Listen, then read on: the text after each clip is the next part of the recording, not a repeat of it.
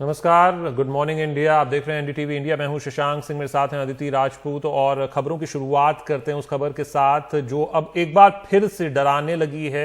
पिछले एक महीने में 10 गुना से ज्यादा मामले बढ़ गए हैं। हम कोरोना वायरस की बात कर रहे हैं और महाराष्ट्र का अगर जिक्र करें तो सबसे ज्यादा संक्रमित राज्य महाराष्ट्र ही है। और इस बार भी सबसे ज्यादा मामले महाराष्ट्र से निकल कर आ रहे हैं। करीब करीब 60 से 65% मामले महाराष्ट्र से सामने आ रहे हैं। और इस बार महाराष्ट्र ने सभी रिकॉर्ड तोड़ दिए। पिछले 24 घंटे का जिक्र करें, 57,074 नए मामले सामने आए। 24 घंटे में 222 मरीजों की महाराष्ट्र में मौत दर्ज हुई। और एक्टिव मामले अब लगातार बढ़ते जा रहे हैं। 4,30,000 के पार हो चुके हैं महाराष्ट्र में एक्टिव मामले। पुणे की अगर बात करें तो 24 घंटे में एक बार फिर से नया रिकॉर्ड यहां पर बना है। 12,472 अकेले पुणे से मामले सामने आए हैं। मुंबई में कोरोना वायरस के 11,163 नए मामले सामने आए हैं और 25 मरीजों की मुंबई में जान गई है।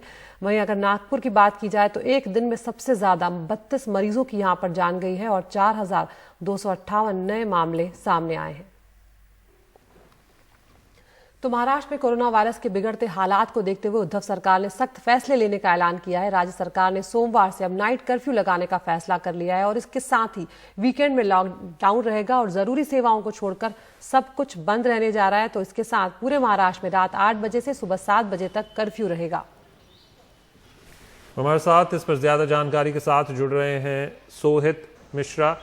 सोहित, अगर महाराष्ट्र का जिक्र करें, लॉकडाउन का फैसला आखिरकार लेना पड़ गया, लेकिन ये अभी वीकेंड तक सीमित है। लेकिन अगर हम आम दिनों की भी बात कर रहे हैं, आज से ये लागू हो गया है, तो आप सड़कों पर क्या देख पा रहे हैं? क्या उसका पालन पूरी तरह से हो रहा है? क्योंकि महाराष्ट्र, खासतौर पर मुंबई में हमने देखा कि जब भी ये लागू भी हुआ तो बहुत ज्यादा उसको सीरियसली नहीं लिया जा रहा था और उसके बाद लागू करवाने के लिए काफी मशक्कत करनी पड़ रही थी।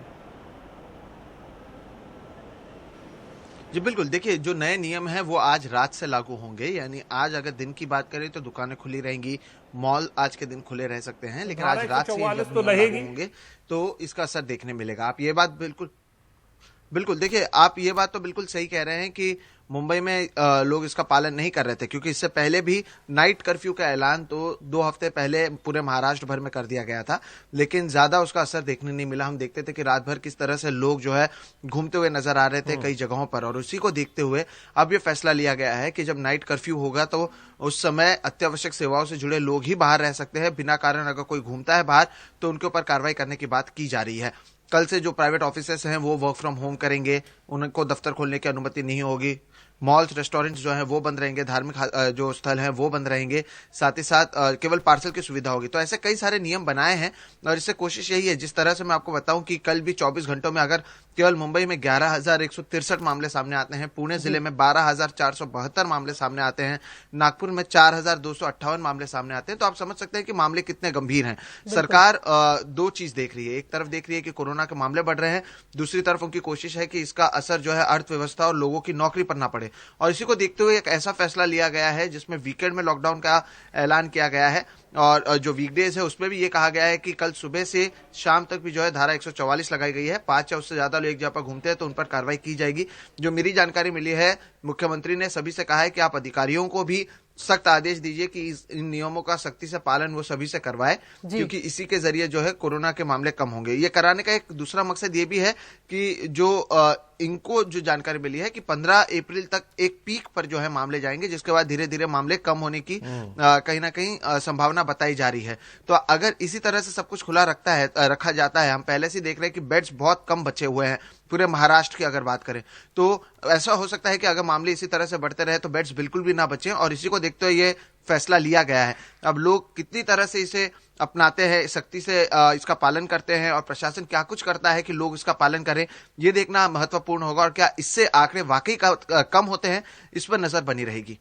बहुत शुक्रिया सोहित इस तमाम जानकारी के लिए। तो अब जैसे जैसे मरीजों की तादाद बढ़ती जा रही है, हर दिन नए रिकॉर्ड टूट रहे हैं, अस्पतालों पर भी कहीं ना कहीं दबाव बढ़ने लगा है और यही वजह है कि सरकार अब सख्ती बरत रही है ताकि लोग अब ज्यादा से ज्यादा बंद रहें, अपने अपने घरों में रहें, बाहर ना निकलें बेवजह।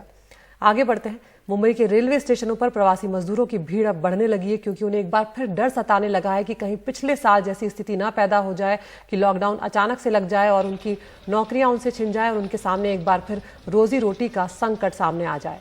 अभी वीकेंड लॉकडाउन हुआ है, आम दिनों में धारा 144 दिन के समय और नाइट कर्फ्यू रहेगा, लेकिन अपने अपने घरों पर जाने के लिए रेलवे स्टेशन पर इन प्रवासी मजदूरों की भीड़ लगना शुरू हो गई है, क्योंकि महाराष्ट्र में मामले अब रिकॉर्ड तोड़ सामने आ रहे हैं। हर दिन नया रिकॉर्ड महाराष्ट्र में बन रहा है। बस लॉकडाउन की वजह से पिछली बार जो परेशान हुए थे, ट्रक से जाना पड़ा, बस भी नहीं मिल रहा था, ट्रक से टेम्पो से, इसी वजह से जा रहे हैं। तो कहीं ना कहीं आपको लग रहा है कि लॉकडाउन लगे तो दिक्कत आ जाएगी? र्यूमर तो उड़ा हुई है कि 4 तारीख को लॉकडाउन लगेगा। पिछली बार लॉकडाउन हुआ था, बहुत परेशान हुए थे, बहुत तकलीफें हुई थी। हम लोग बहुत दिन बगैर खाना खाए गुजारे थे, पैसा नहीं था, इमीडिएटली ऐसे लॉकडाउन हो गया था। इस वजह से हम डर रहे हैं और मम्मी लोग भी बहुत डर रही हैं, तो उन्होंने बुलाया और हम जा रहे हैं।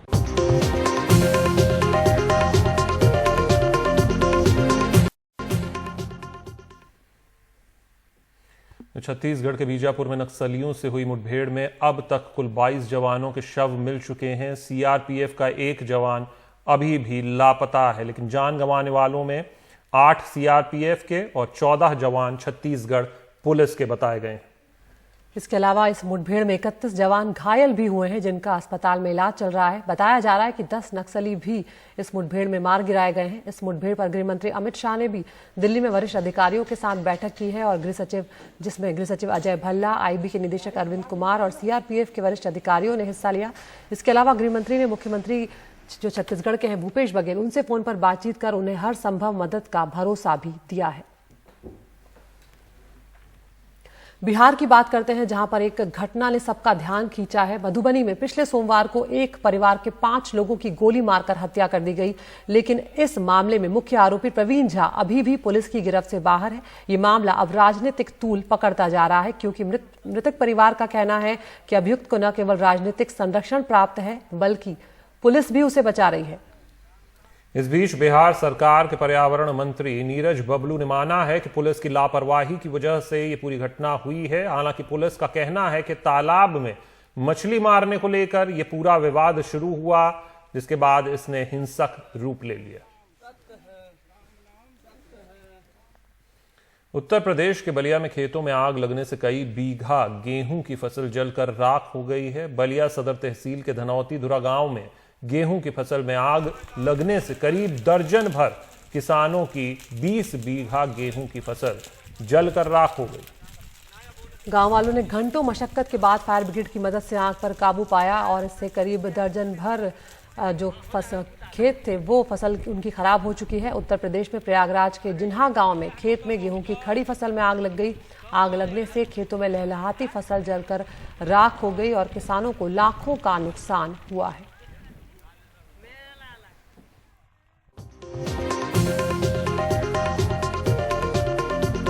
और अब वक्त है हमारी टॉप 5 न्यूज का, यानी वो 5 खबरें जो आज की अहम और बड़ी खबर साबित हो सकती हैं। पहली खबर, भारत में रिकॉर्ड तोड़ कोरोना, पहली बार 1 लाख पार हुए मामले। दूसरी खबर महाराष्ट्र से जुड़ी हुई है, जहां पर रिकॉर्ड कोरोना मामलों के चलते आज से रात का कर्फ्यू अब शुरू होने जा रहा है और वीकेंड पर लॉकडाउन रहेगा। तीसरी खबर, सड़क के रास्ते मुख्तार अंसारी को यूपी लाने की तैयारी। चौथी खबर है, ममता बनर्जी के लिए प्रचार करेंगी जया बच्चन, आज बाबुल सुप्रियो के खिलाफ होगी उनकी सभा। और अंतिम खबर, जम्मू कश्मीर में आईफिल टावर से भी ऊंचा रेलवे पुल। तो इन 5 खबरों में से वो कौन सी खबर है जो आप देखना चाहते हैं? एनडीटीवी इंडिया के यूट्यूब पोल पर जाकर आप इन 5 खबरों में से चुन सकते हैं अपनी पसंद की खबर। उस खबर को हम आपको विस्तार से एनडीटीवी इंडिया और उसके यूट्यूब चैनल पर विस्तार से दिखाएंगे। आज के लिए गुड मॉर्निंग इंडिया में इतना ही।